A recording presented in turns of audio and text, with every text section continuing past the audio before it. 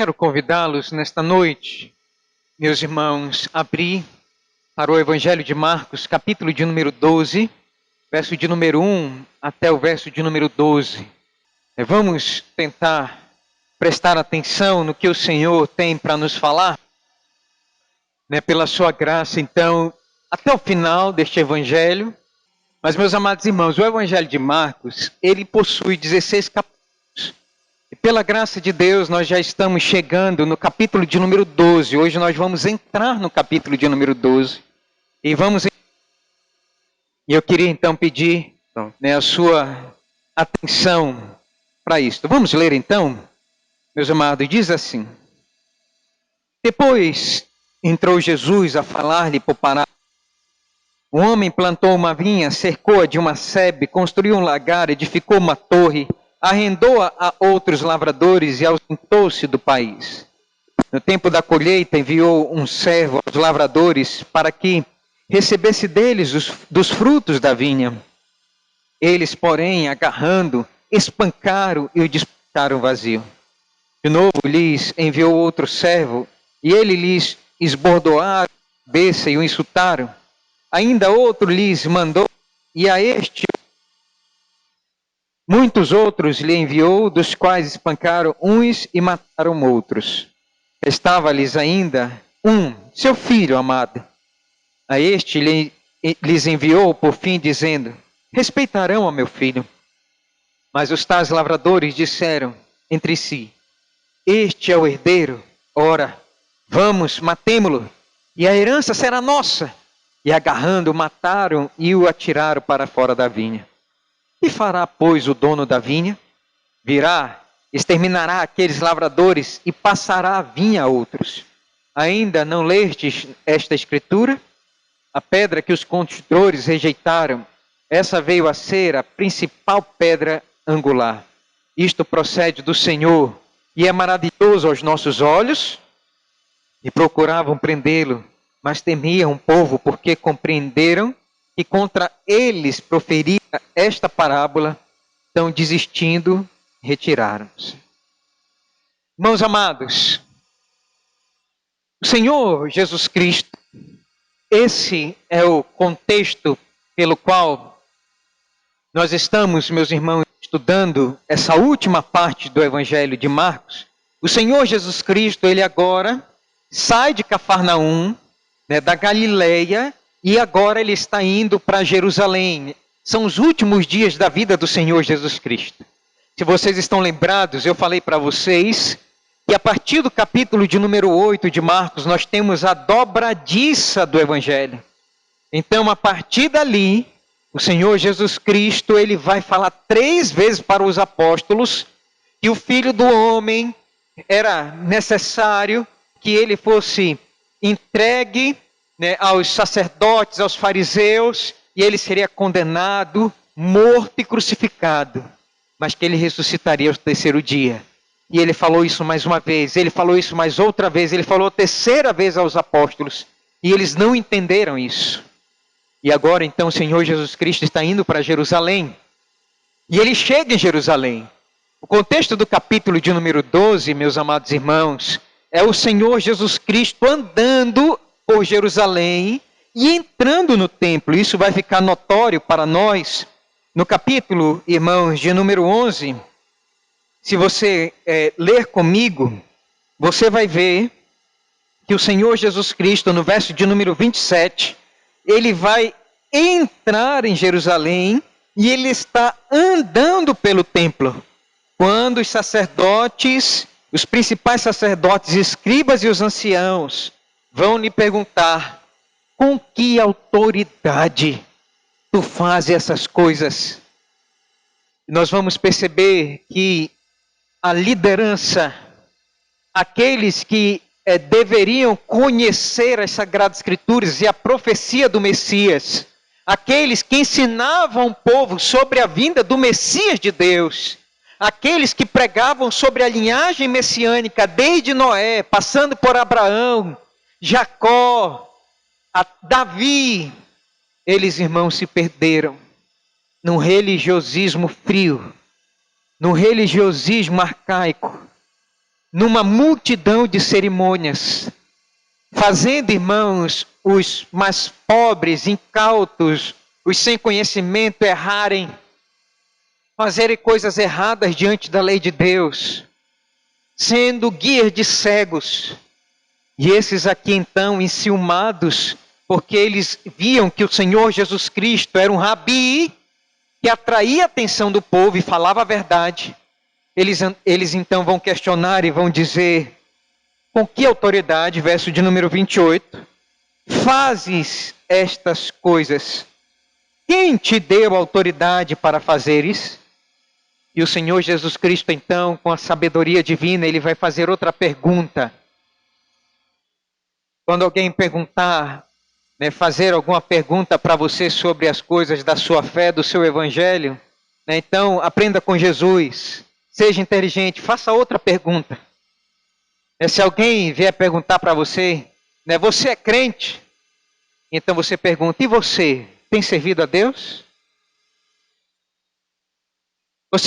Por que você se diz o santarrão? E aí você pergunta: e por que você não tem se consagrado a Deus também? Então o Senhor Jesus Cristo, ele usa sempre essa retórica. Perguntam para ele, então ele faz outra pergunta. Eles vêm com sabedoria humana, Jesus vai com a sabedoria divina. E ele pergunta então: me respondam, com que autoridade João Batista batizava os homens?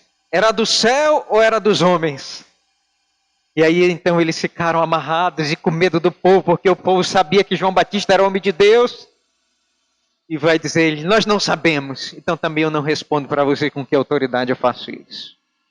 Mas o fato é, meus irmãos, que a partir daqui do capítulo de número 12, nós vamos ver então o acirramento das forças satânicas, das trevas, contra o reino da luz e a instauração do reino de Davi, do trono do filho de Davi aqui na terra. Nós vamos perceber então agora, irmãos, a maldade, a vileza daqueles sacerdotes, daqueles principais escribas e fariseus, para poder então tirar a vida deste rabino rejeitado, o nazareno, que era chamado de Jesus o Cristo. E a partir de agora eles vão tramar a morte de Jesus. E o Senhor Jesus Cristo, então, vendo a incredulidade da igreja dos seus dias, ele vai então, irmãos, proferir uma parábola.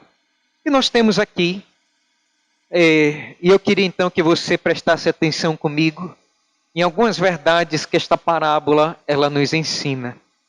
Primeira verdade que nós aprendemos, meus irmãos, e se você olhar direitinho as cenas desta parábola, desta história, na primeira cena, nós vamos aprender aqui sobre o amor que o dono da vinha, o Deus de Israel, tinha pelo seu povo amado. Vamos ler, por favor? Leia comigo. Verso de número 1. Depois entrou Jesus a falar-lhe por parábola. Um homem plantou uma vinha, cercou-a com a sebe, construiu um lagar, edificou uma torre, arrendou-a a uns lavradores e ausentou-se do país. Meus amados irmãos, de quem o Senhor Jesus Cristo está falando aqui? Quem são esses personagens que o Senhor Jesus está falando aqui? Quem é o dono da vinha? Deus é o dono da vinha. Quem são os arrendadores, aqueles que alugaram a vinha? Deus deixou para que eles cuidassem da vinha. Quem são eles? Os judeus, os escribas, os fariseus. Eles entendiam claramente isso. Veja comigo, por favor, o que diz aí no verso. E procuravam prendê-lo, mas temiam o povo, porque compreenderam que contra eles proferira esta parábola. Meus amados irmãos, então, quem são aqui os enviados de Deus para poder receber os frutos? São os profetas. E quem foi aqui o filho que eles espancaram e mataram? o Senhor Jesus Cristo. Então percebam que nós estamos notando aqui claramente de quem o Senhor Jesus Cristo está falando. Mas eu quero notar, meus irmãos, em primeiro lugar, aqui para que você perceba o amor de Deus pelo povo de Israel. Vai dizer, irmãos, que um homem plantou uma vinha, cercou com a sebe, com a cerca, construiu um lagar, edificou uma torre, arrendou aos lavradores e aos entornos do país. Isso aqui, meus irmãos, mostra o Senhor Deus dando a Israel a lei, dando a Israel o templo, dando a Israel, irmãos, o sacerdócio, dando a Israel todo o aparato para que ele conhecesse e amasse a esse Deus. Israel era para ser o povo que mais amava a Deus. Mas esse povo, meus irmãos, ele rejeitou o amor de Deus. Rejeitou o amor daquele que fez todas as coisas para eles. Deus fez tudo por esse povo. Um povo que era pequeno, um povo que não era nada. Deus, irmãos, destruiu 7 nações ao redor deles, por amor a eles. Eles não tinham força para poder fazer isso. Mas eles, irmãos, apesar de receber a terra prometida, que manava leite e mel, de receber o templo de Deus, receber, irmãos, as leis, eles amaram mais a si mesmos do que a Deus. E não deram frutos, irmãos, para Deus, de amor e de gratidão. Em segundo lugar, então, nós vamos ver a paciência de Deus por ver frutos em Israel, mas Deus não viu. Olha só comigo, irmãos, o que aconteceu?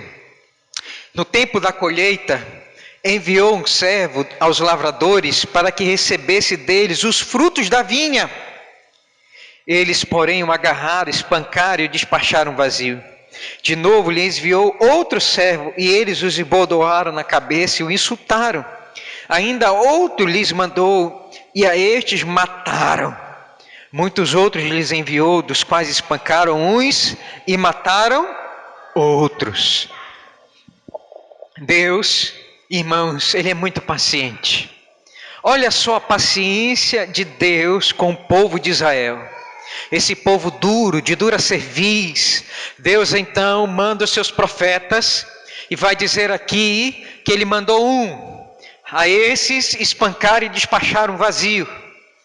Mas aí Deus mandou outro profeta para poder falar da parte dele e dizer, olha, tenham frutos de arrependimento, se arrependam dos seus pecados, deem frutos para Deus, apresentem frutos de amor a Deus. Mas vai dizer que também a estes, de novo, esbordoaram na cabeça e o insultaram. Vai embora, tu não és nada da parte de Deus. E vai dizer, irmãos, que Deus, com paciência, mandou mais um outro, e a esse mataram. E por fim, meus irmãos, vai dizer aí no verso de número 6, restava-lhe ainda um filho amado, a estes lhe enviou, por fim dizendo, respeitarão a meu filho. Mas os tais lavradores disseram entre si, este é o herdeiro, ora, vamos, matemo-lo, e a herança será nossa. E agarrando, mataram e o atiraram para fora da vinha.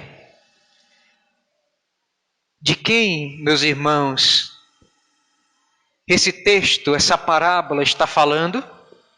Do Senhor Jesus Cristo e da sua crucificação que foi fora de Jerusalém. Esses que pegaram o filho, não respeitaram o filho, não respeitaram a autoridade do pai no filho, esses irmãos então levaram para fora de Jerusalém e o crucificaram. Deus foi paciente com esse povo. Deus enviou, irmãos, até o último profeta, que foi João Batista, mas eles não quiseram ouvir a mensagem de Deus. E vai dizer então, meus irmãos, que por fim rejeitaram o próprio filho. Meus amados irmãos e irmãs, isso aqui quer nos ensinar que o Senhor Deus, Ele tem muita paciência com a sua igreja. Quantas e quantas mensagens da parte de Deus nós estamos recebendo.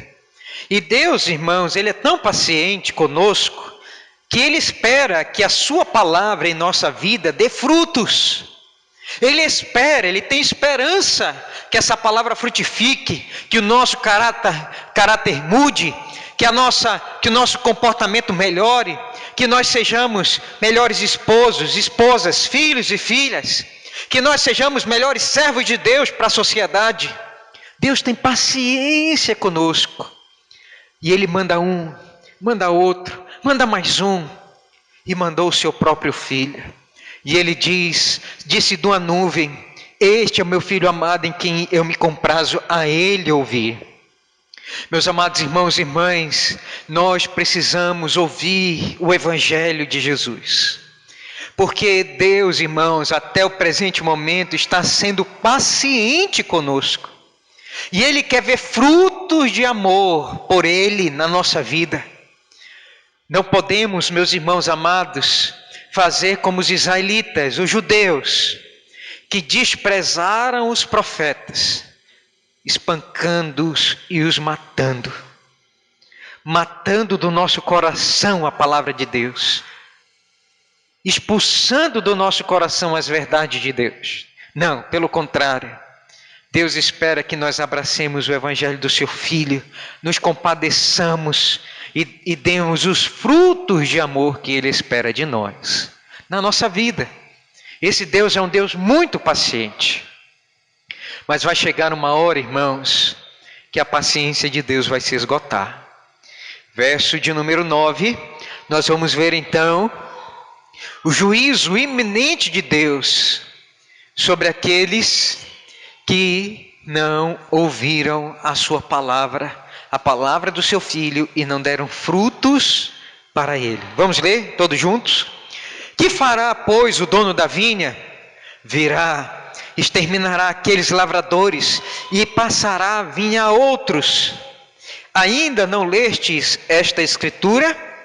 A pedra que os construtores rejeitaram, essa veio a ser a principal pedra. Isto procede do Senhor e é maravilhoso aos nossos olhos. Percebam, meus irmãos, há um juízo eminente de Deus que cairá sobre a vida daqueles que desprezam sua lei e seu evangelho, que não dão frutos de amor para Ele. Vai chegar um tempo que a paciência de Deus vai acabar.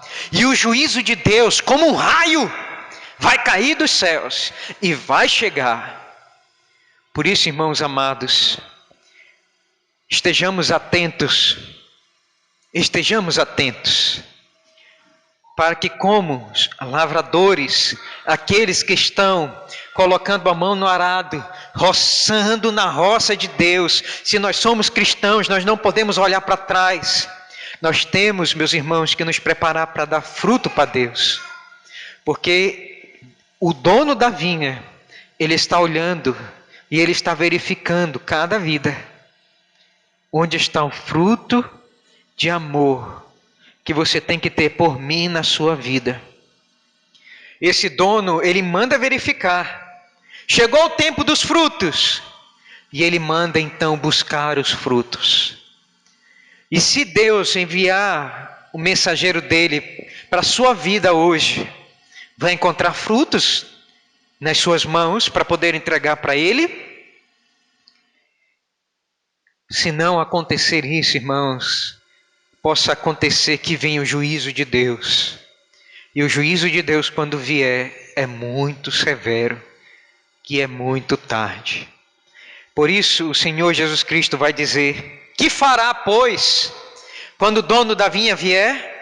Virá e exterminará aqueles lavradores e passará a vinha a outros.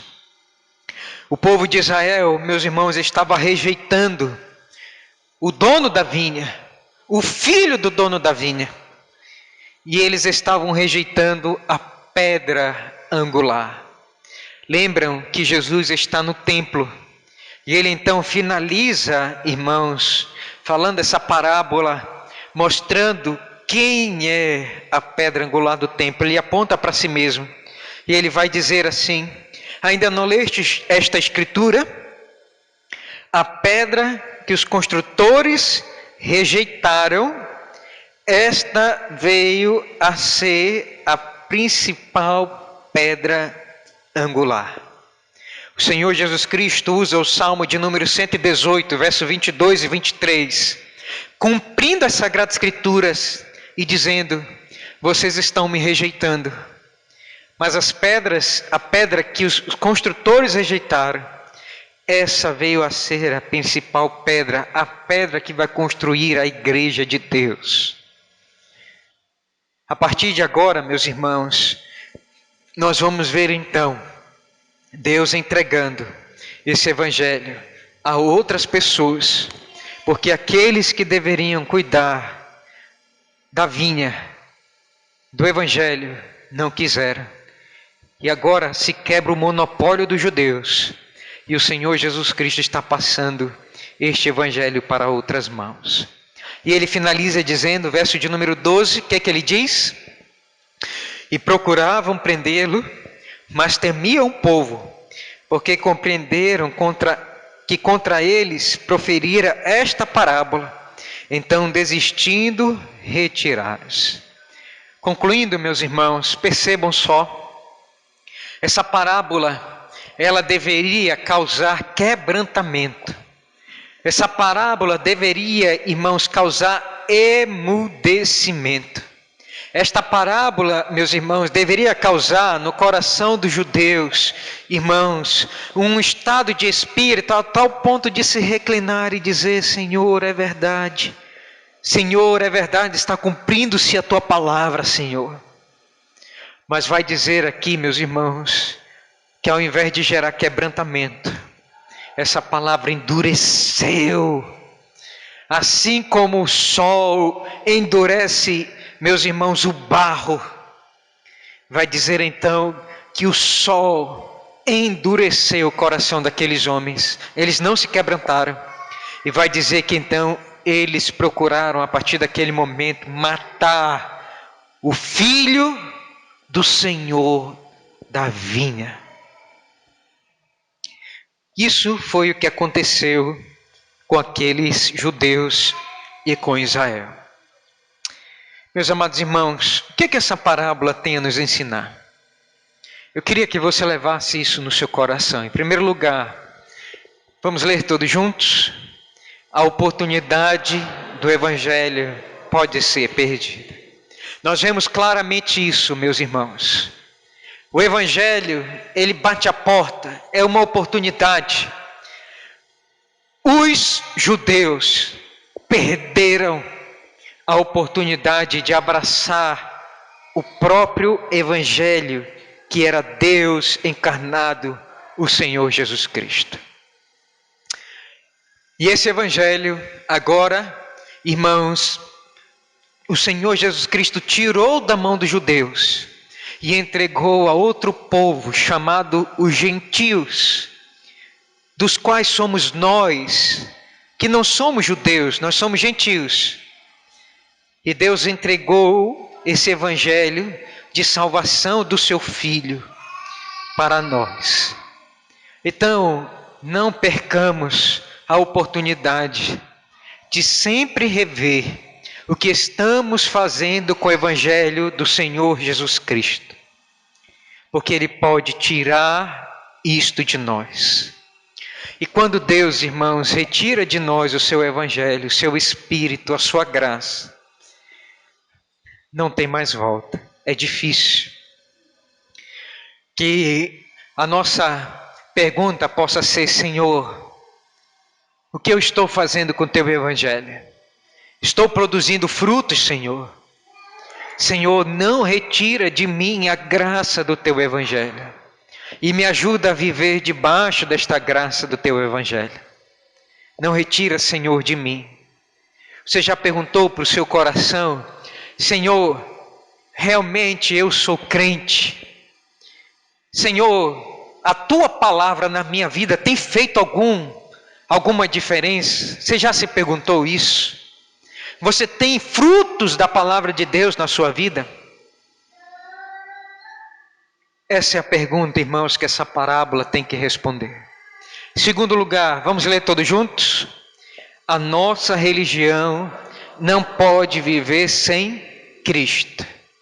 Os judeus, irmãos, eles esperavam tanto o Messias, que quando o Messias chegou, eles não conseguiram identificar o Messias, porque estavam numa religião cheia de invencionice, prendendo as pessoas, trancafiando as pessoas em invencionices que nem na palavra de Deus tinha, e estavam levando os incautos para longe de Deus.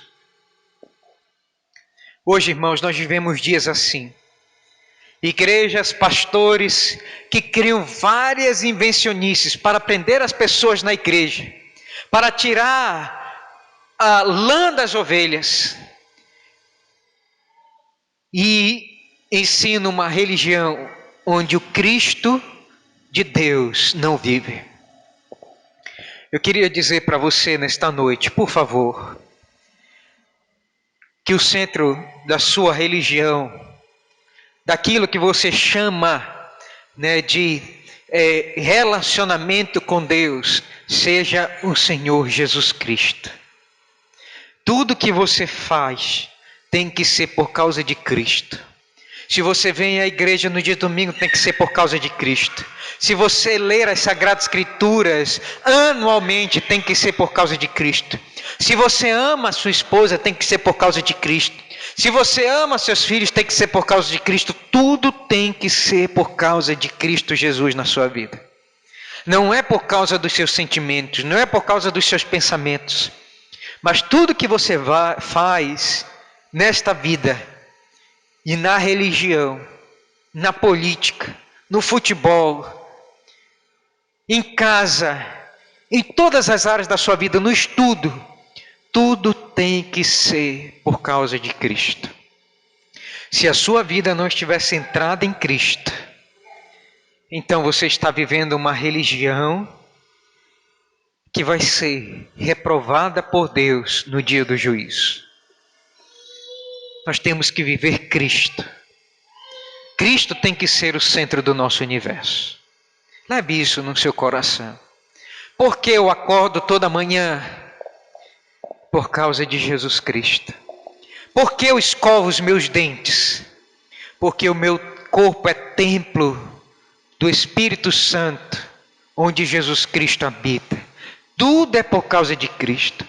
O meu trabalho, o meu comportamento, tudo tem que ser por causa de Jesus. Lembre-se disso. E você então vai ter uma religião autêntica e verdadeira. Terceiro lugar, irmãos, essa parábola também nos ensina, por fim. Vamos ler todos juntos? Os planos de Deus não podem ser frustrados. Os judeus que deveriam, irmãos, até os dias de hoje, deveria ser o povo de Deus, deveriam viver juntos conosco a fé em Cristo Jesus. Eles, irmãos, foram rejeitados quando eles rejeitaram Jesus. O que resta para o povo judeu hoje? Se arrepender e crer em Jesus Cristo, só isso. O que tem em Israel? Só bomba e guerra, mais nada. O que nós esperamos de Israel? Que eles entreguem toda a nação a Jesus Cristo. Essa é a nossa esperança. Há profecias que esperam que o povo judeu um dia se arrependa e entregue o seu coração a Cristo.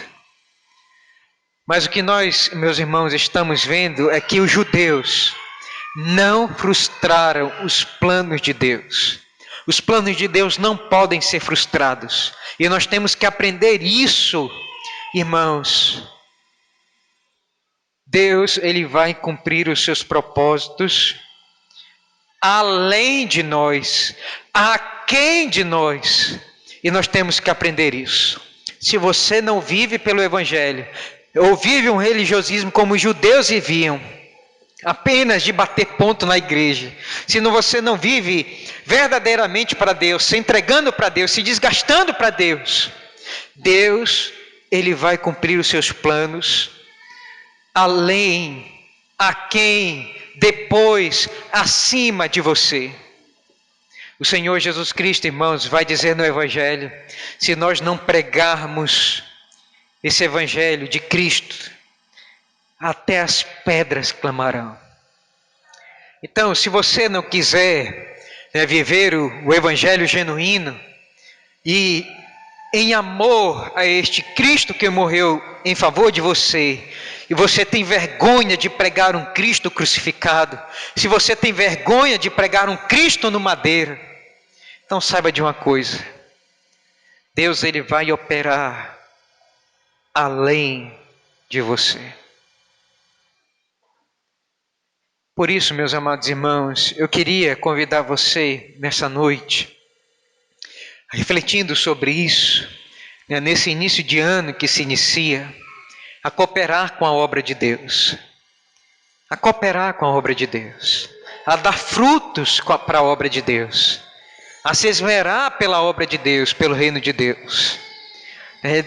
Vamos fazer isso, vamos pensar em missões, vamos pensar em evangelismo, vamos pensar em abrir a porta da nossa casa para fazer cultos a Deus e levar pessoas aos pés de Jesus. Vamos contribuir com famílias missionárias que estão no campo. Vamos orar, irmãos, para que o reino de Deus se estabeleça aqui no UNA. Vamos orar para que os nossos vizinhos aqui de perto se acheguem a esta igreja. Vamos orar para que saiam daqui desta igreja pastores, missionários, missionárias, que os nossos filhos, quem sabe, Deus, sirva ao Senhor no campo missionário. Vamos orar por essas coisas. Vamos, irmãos, ser cooperadores da vinha de Deus. O plano de Deus, meus irmãos, ele vai se cumprir. E se cumpriu, apesar dos judeus rejeitarem o Evangelho de Jesus Cristo. Então eu queria chamar você nessa noite com esta palavra. Esse sermão não é para desanimar você, mas é para animar você, para que você olhe para a história bíblica e você então tome o norte e diga: Senhor, eu quero ser um trabalhador na tua seara, na tua vinha. Trabalha na minha vida. Não deixa de dar frutos, Senhor, na tua vinha, pela minha vida. Que o Senhor, por favor, me use. Eis-me aqui, envia-me a mim. Que o Senhor, pois, nos abençoe pela sua palavra nesta noite. Amém.